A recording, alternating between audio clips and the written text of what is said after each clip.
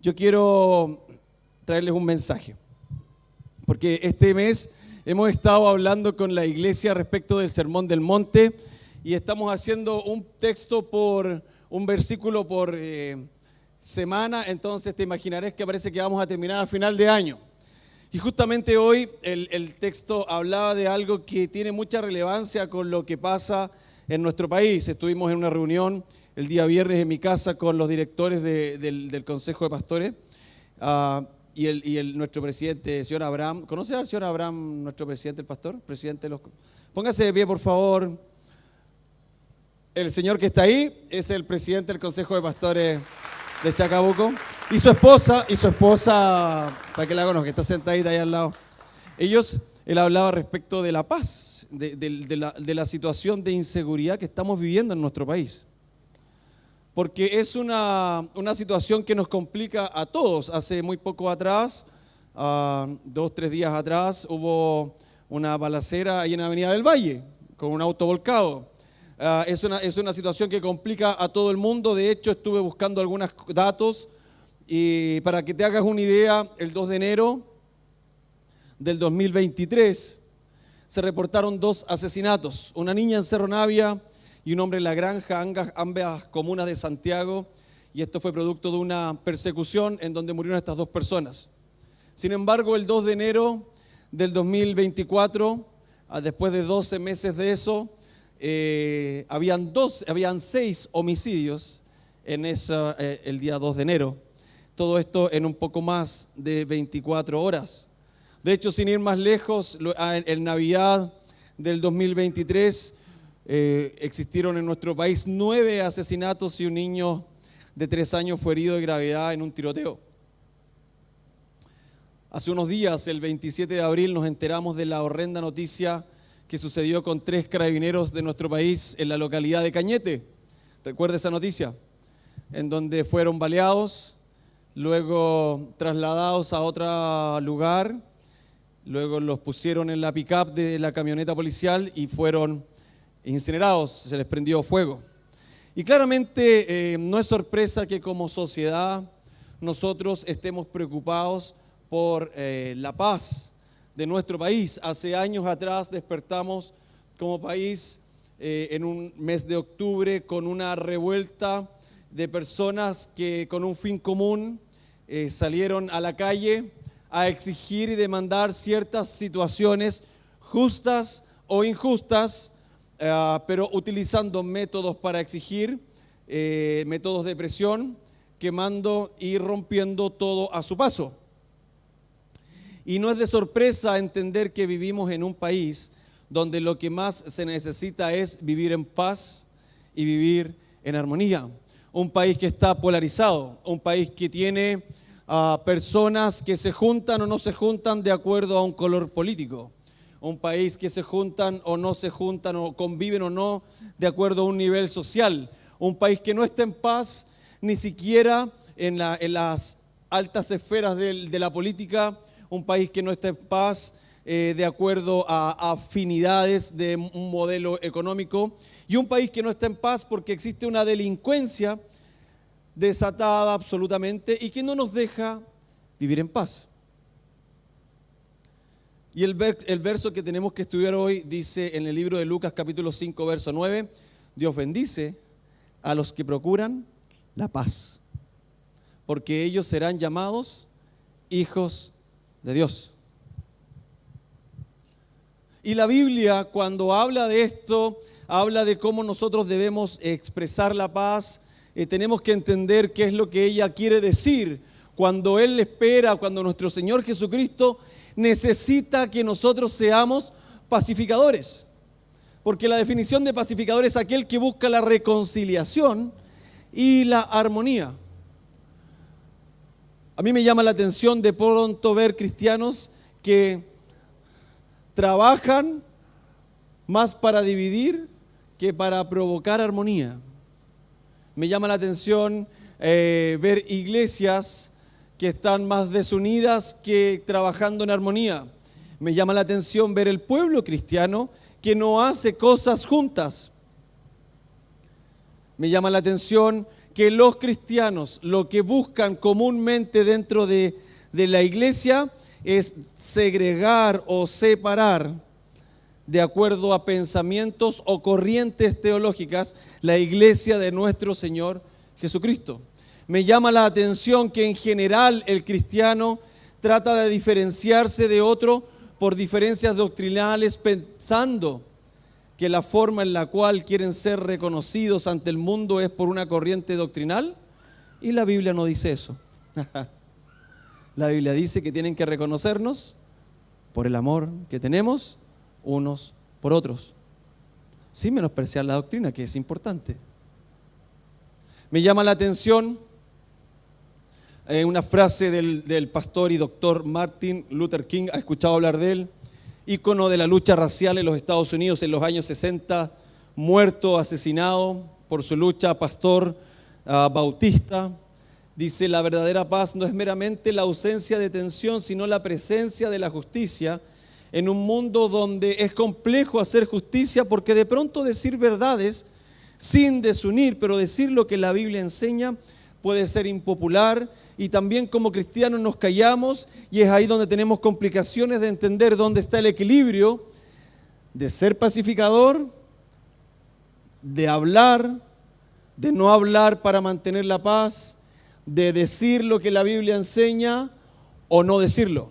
Y también en esa costumbre muchas iglesias y muchas pastores también se pierden en ser muy blandos y se comenta, ¿cierto? Y que no dicen nada.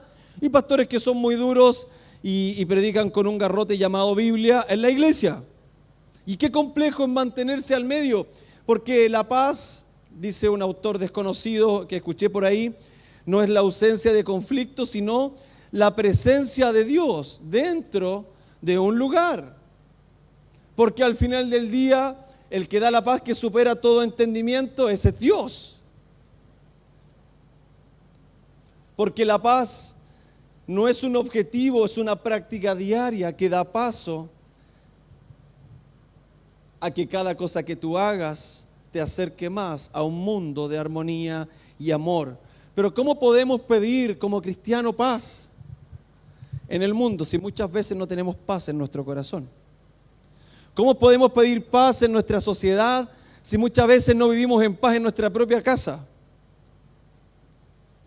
¿Cómo podemos pedir paz si nosotros no desarrollamos paz con nuestros amigos, no desarrollamos paz en nuestra iglesia local, no desarrollamos paz con nuestros hijos? ¿Cómo podemos pedir paz? Y aquí hay algo que es interesante. Pregunta para ustedes. ¿Es lo mismo ser pacificador que ser pacifista? Siempre digo, los que no son de casa y están de visita, esto sí, esto es no, y esto es, no tengo idea. Hágalo porque yo los veo, si igual veo con la luz. ¿Es lo mismo? No es lo mismo. Hay una diferencia crucial, y te voy a leer las definiciones para que tú me creas, porque el ser pacificador es quien busca activamente la paz y la reconciliación siguiendo el ejemplo de Cristo. El ser pacifista es alguien que busca evitar conflictos a cualquier costo, a menudo sin abordar las causas subyacentes. Y aquí es donde tengo que hacer la diferencia, porque Jesús no era pacifista. Jesús era pacificador. El pacificador entiende que a veces tiene que tomar una acción para conseguir paz.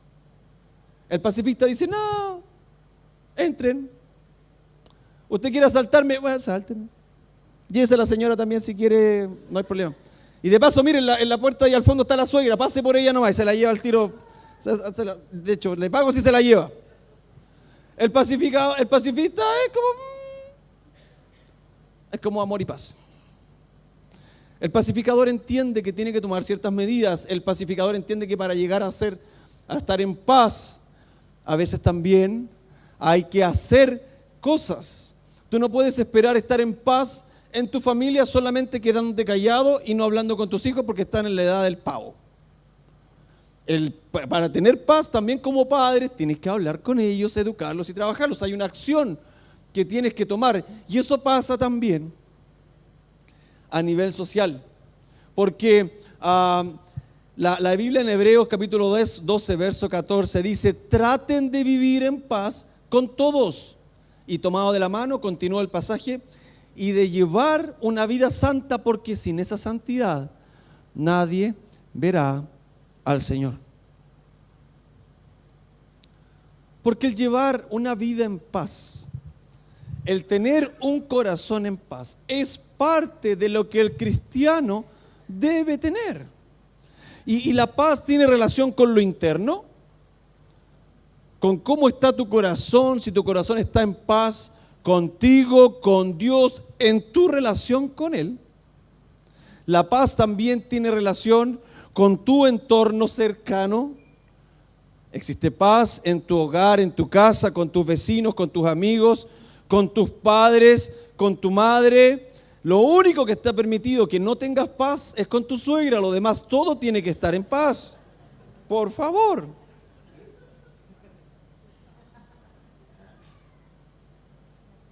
La paz se manifiesta de acuerdo incluso a la llenura del Espíritu Santo, en donde la Biblia dice que el fruto del Espíritu que se provoca a través de la llenura es amor, gozo, paz. Parte del fruto que el Espíritu Santo provoca en ti y que irradia desde ti hacia los demás es la paz. Yo tenía un profesor en el seminario que me hacía pronunciar las zetas, la B y la B. ¿Te acuerdas, papá? Ese lindo Barriga, que también fue profesor de mi papá. Imagínense, es más viejo que mi padre. Fue profesor de él y luego mío en el seminario. Paz y paz. Ahí yo tenía puras malas notas porque tengo pésima ortografía. Si alguna vez ves las pantallas con falta de ortografía, es culpa mía. Entonces, cuando yo tengo la llenura, cuando tengo el control, cuando yo le cedo el control del Espíritu Santo a mí, eso provoca paz.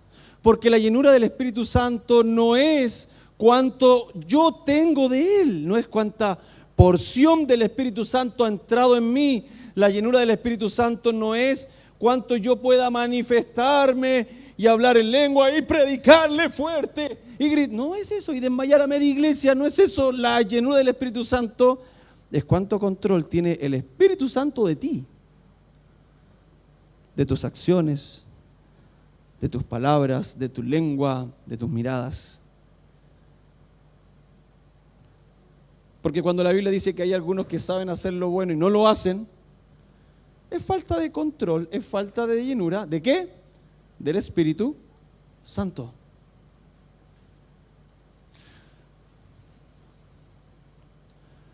Gandhi dijo: no hay camino para la paz.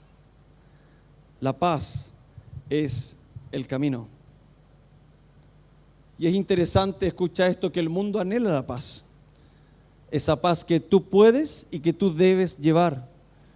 Tú debes ser la luz que guía a otros hacia un futuro lleno de esperanza y reconciliación, porque sabes una cosa, el cristianismo, cuando nuestro Señor Jesucristo funda la iglesia en la tierra, jamás fue pensado como algo individual, siempre fue pensado como algo colectivo, como algo que se externaliza, como algo que bendice a otros, no solo como algo, yo soy cristiano, listo, y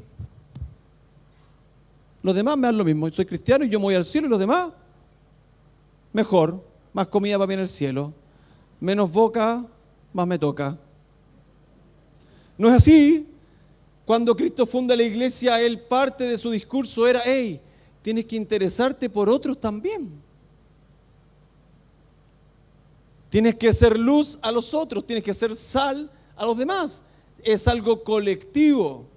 Y cuando nosotros hablamos de esto, encontramos un pasaje que me fascina en el libro de Hechos, que tiene relación un poco con lo que hacemos en nuestra iglesia, que tiene relación con lo que Dios puso en el corazón de los directores de esta iglesia cuando comenzamos y fundamos Simple Church, que esto fue más o menos 4 años atrás, que empezamos a orar, a juntar dinero, a generar el modelo, a tener reuniones con expertos para poder comenzar. Ustedes saben, estuvimos un año online y luego de eso 2 años presencial que hoy estamos cumpliendo. El libro de Hechos dice: porque la verdad, David, habiendo servido a su propia generación según la voluntad de Dios, durmió y fue reunido con sus padres y vio corrupción. ¿Cómo hacemos que la iglesia sea relevante? Pablo Langlois hablaba de eso, de la aplicación de la Biblia, de YouVersion. Todo está en YouVersion aquí, ¿o no?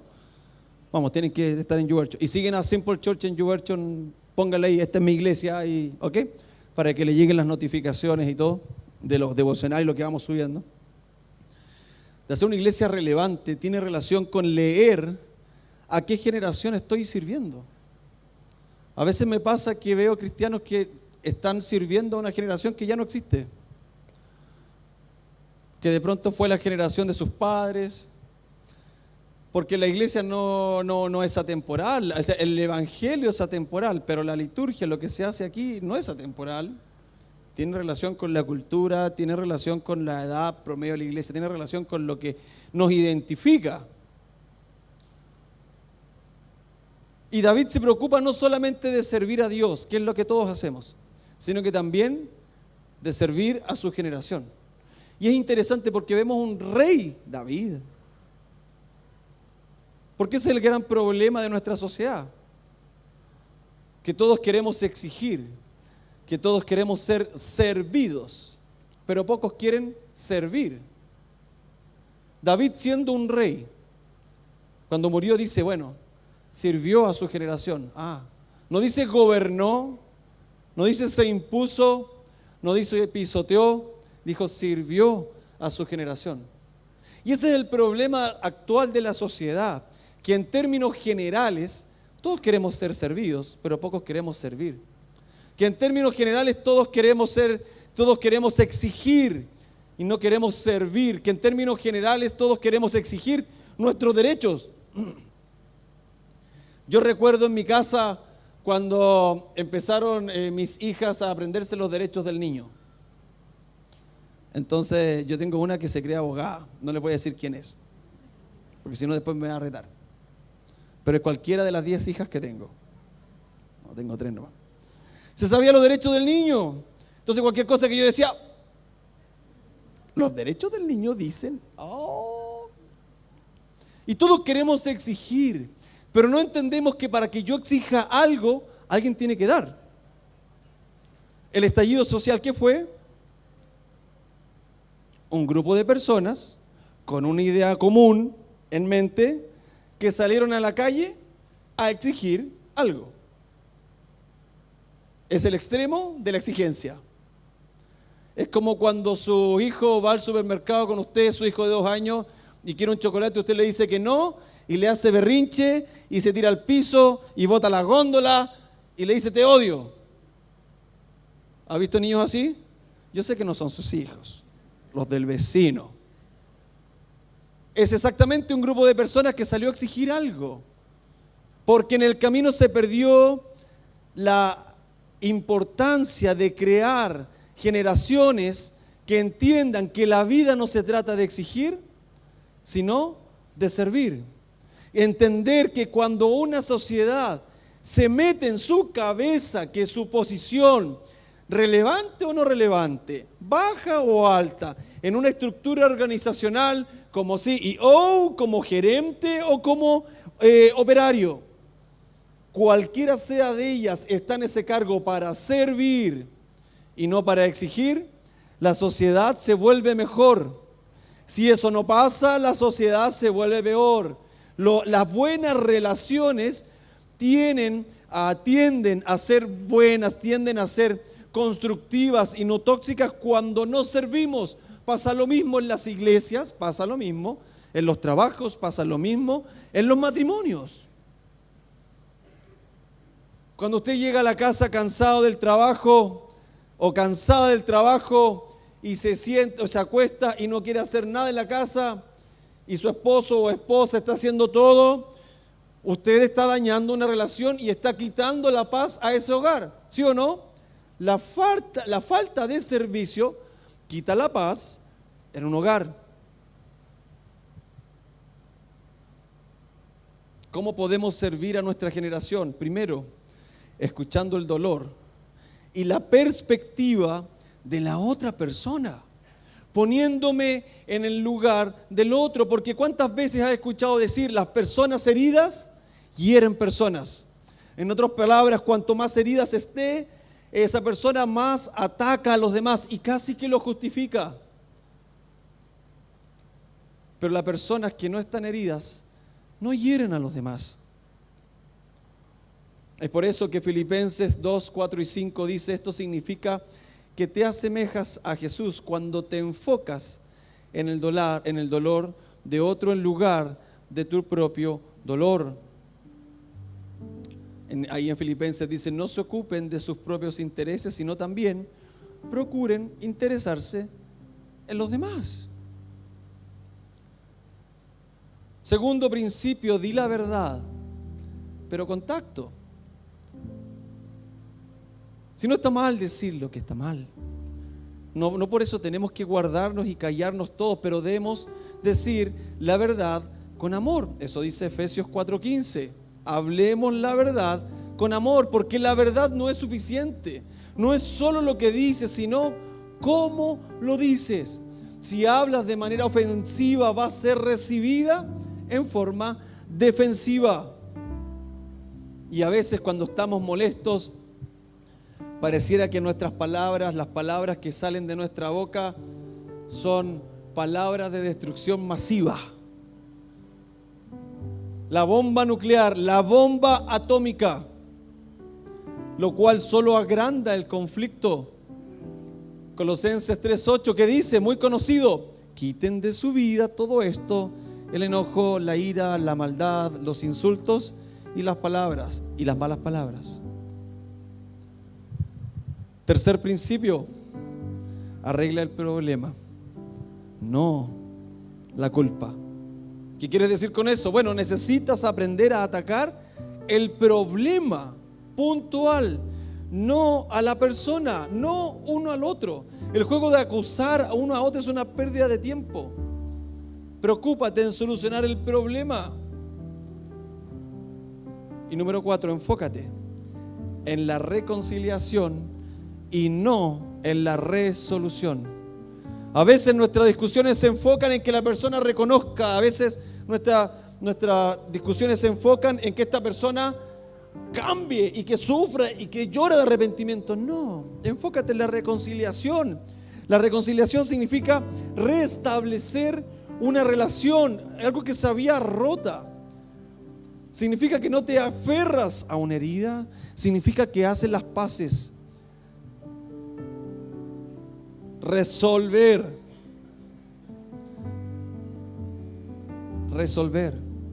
Probablemente nunca vamos a ponernos de acuerdo en todos, pero los pacificadores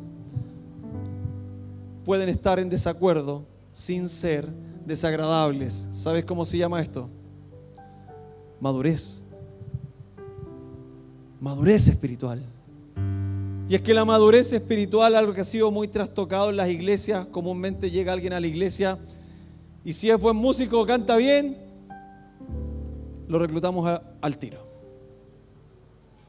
Si llega alguien a la iglesia que tiene muchos estudios y sabe mucho de la Biblia, él es una persona madura. Y la Biblia no enseña eso. La Biblia enseña que la madurez es carácter, amabilidad, carácter. Porque el camino es difícil y es complejo ser pacificador, porque ser pacificador significa primero servir y significa segundo morir. Porque para servir yo muero. Si yo cuando decidí aceptar el sí del directorio para ser pastor de Simple Church, también decidí morir a una parte de mí, al tiempo, a la felicidad de salir en casa rodante en el verano, probablemente a una que otra vacación, a en vez de estar tomando once con mi familia, estar haciendo alguna consejería por allí. El servicio, incluso el servicio público, es morir a mi tiempo, a mi libertad para entregársela a otro. El servicio pastoral, el servicio ministerial, el servicio en la iglesia cualquiera ésta sea, porque para yo tener paz en una sociedad, tengo que servir y tengo que morir. Y aquí hay varios pastores que están de acuerdo conmigo en eso, líderes de opinión que están de acuerdo, que saben lo que significa esto y que aún siguen avanzando, no porque ha sido fácil, sino que porque aún no se rinden de luchar, de avanzar, de pararse cada domingo cuando estás fundando una iglesia y probablemente sabes que no va a llegar nadie. Y tal vez el único que va a llegar es ese hermano que te cae mal. Porque sí, a los pastores nos caen mal a veces las personas, pero no lo decimos. De hecho, aquí hay pastores que me caen mal. No, mentira.